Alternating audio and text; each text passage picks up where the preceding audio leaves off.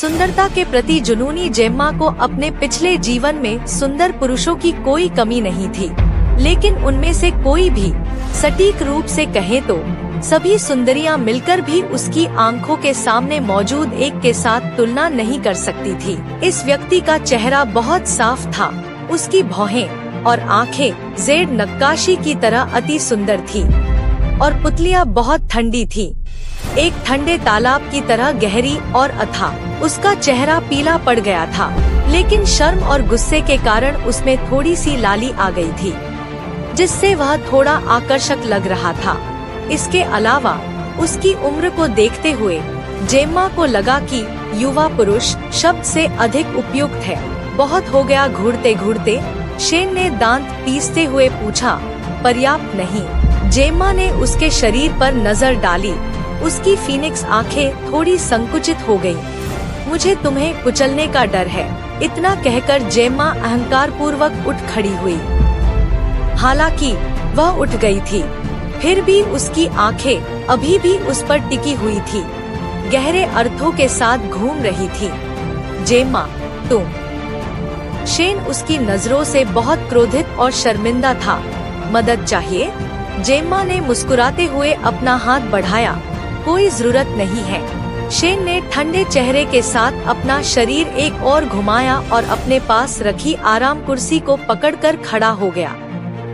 यह देखा जा सकता था कि उसे चलने में कठिनाई हो रही थी, लेकिन फिर भी उसने जेम्मा की सद्भावना को अस्वीकार कर दिया। फिर उसने जेम्मा को नजरअंदाज किया और लंगड़ाते हुए घर से बाहर निकल गया। इस समय जेम्मा को याद आया कि वह कौन था। वह कोई और नहीं बल्कि शेन था, जो मूल मालिक का पति था। शेन को जेम्मा ने उठा लिया। उसके जागने के बाद स्मिथ कबीले ने उसकी स्थिति के बारे में पूछा और पता चला कि वह एक अनाथ था जिसके पास जाने के लिए कोई जगह नहीं थी। उन्होंने एक निर्णायक निर्णय लिया। पुरुषों और महिलाओं के बीच शारीरिक संपर्क नहीं होने का बहाना बनाते हुए हमारी लड़की ने आपकी जान बचाई। उसकी प्रतिष्ठा को बनाए रखने के लिए आप दोनों का विवाह करना बेहतर है। और इसी तरह शेन को जेम्मा से शादी करने के लिए मजबूर किया। कहा जाता है कि यह एक शादी थी, लेकिन यह एक लिव इन दामाद की तरह था। जिस टूटी हुई झोपड़ी में वे वर्तमान में रह रहे थे, वह स्मिथ कबीले द्वारा दी गई थी, और जिस जमीन पर उन्होंने पौधे लगाए थे, वह भी स्मिथ कबीले द्वारा आवंटित की गई थी, सभी सबसे खराब किस्म की। शादी के समय जेम्मा को नहीं पता था कि शेन एक अपंग है। यह जानने के बाद वह धीरे धीरे उससे घृणा करने लगी और शहर के शॉन के साथ संबंध बनाने के लिए अपना सिर घुमा लिया। गांव वालों को शेन पर तरस आ गया और उन्होंने कहा कि एक ताजा फूल को गाय के गोबर में डाला गया था। शेन ही वह फूल था और गोबर ही वह फूल था। जेम्मा को नहीं पता था कि शेन अपने दिल में क्या सोचता था, लेकिन इस दयनीय स्थिति में उसे नजरअंदाज करने से मूल मालिक के प्रति उसकी घृणा स्पष्ट थी। जेम्मा ने अलमारी खोली और अपने शरीर पर पड़ी गीली कमीज बदलने की योजना बनाई, लेकिन दुख की बात यह रही कि अलमारी में साफ कपड़े का एक भी टुकड़ा नहीं था। भाई शेन, क्या आप वहाँ हैं? अचानक दरवाजे के बाहर से एक मधुर आवाज आई। आगंतुक एक युवा महिला थी जो बैंगनी रंग की फूलों वाली जैकेट पहने हुए थी।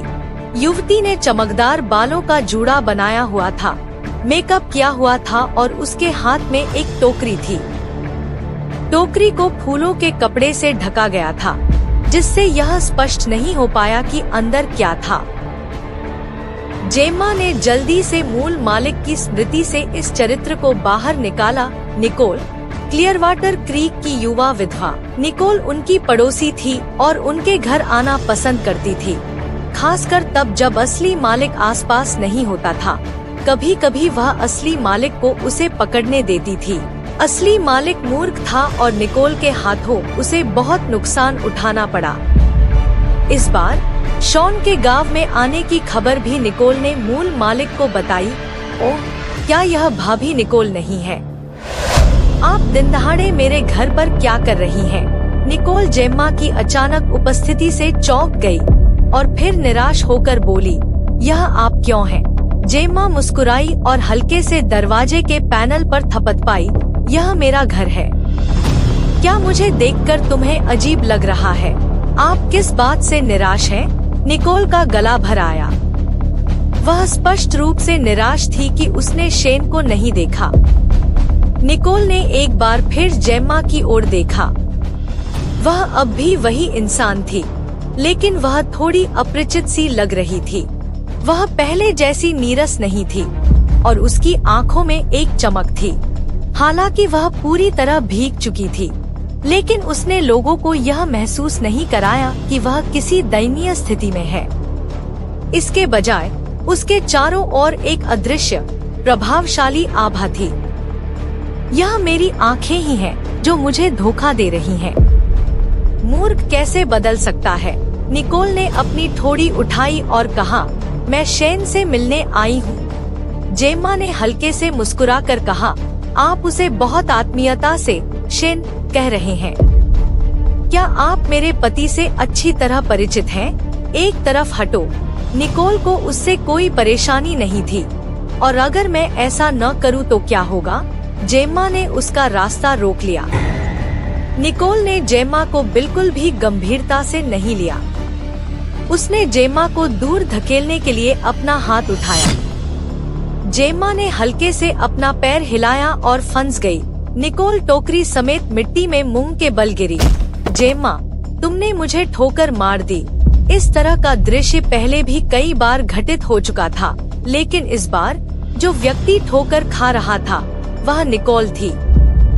जेम्मा अपनी दोनों बाहें क्रॉस करके खड़ी थी, दरवाजे के फ्रेम पर आधा झुकी हुई। उसे ऐसे देख रही थी जैसे कह रही हो, तो क्या हुआ अगर मैंने तुम्हें ठोकर मार दी? मैं चाहती हूँ कि तुम भी मुझे ठोकर मारो।